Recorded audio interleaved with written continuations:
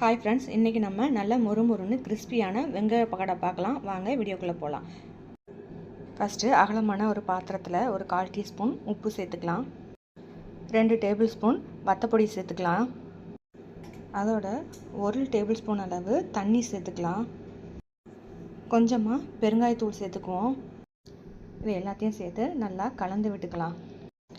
கலந்ததுக்கு அப்புறமா இதில் பொடிசாக நறுக்கின கருவேப்பிலை, ஒரு துண்டு இஞ்சி பொடிசாக நறுக்கினது, ஒரு 4-5 பல்லு பூண்டு அதையும் நல்லா பொடிசாக நச்சு இதோட சேர்த்துக்கலாம். எல்லாத்தையும் சேர்த்ததுக்கப்புறம் நல்லா இந்த மாதிரி கலந்து விடுங்க. நல்லா கலந்ததுக்கப்புறமா 1/2 கிலோ பெரிய வெங்காயத்தை இந்த மாதிரி ஸ்லைஸாக வெட்டி நல்லா உதுத்து விட்டுக்கோங்க. உதுத்ததை இந்த மாதிரி இதில் சேர்த்துக்கலாம். இந்த மாதிரி நல்லா கலந்து விட்டுக்கோங்க. கலந்து வச்ச பேஸ்ட்டு நல்லா வெங்காயத்தோட நல்லா மிக்ஸ் ஆகிற மாதிரி இந்த மாதிரி நல்லா கலந்து எடுத்துக்கோங்க.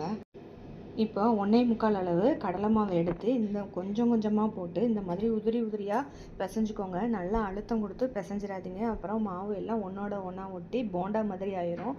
நல்லா உதுத்து விட்டு இந்த மாதிரி பிசைஞ்சு கொடுக்கணும். மாவு கொஞ்சம் கொஞ்சமாக சேர்த்துக்கோங்க. ஃபைனலாக பார்த்திங்கன்னா இந்த மாதிரி தான் வெங்காயம் உதிரியாக இருக்கணும். அடுத்து ஒரு கடாயில் எண்ணெய் ஊற்றி எண்ணெய் நல்லா சூடானதும் நம்ம கலந்து வச்சுருக்கிற வெங்காயத்தை அப்படியே எடுத்து இந்த மாதிரி உதிரியாக போட்டு பொரித்து எடுத்துடலாம்.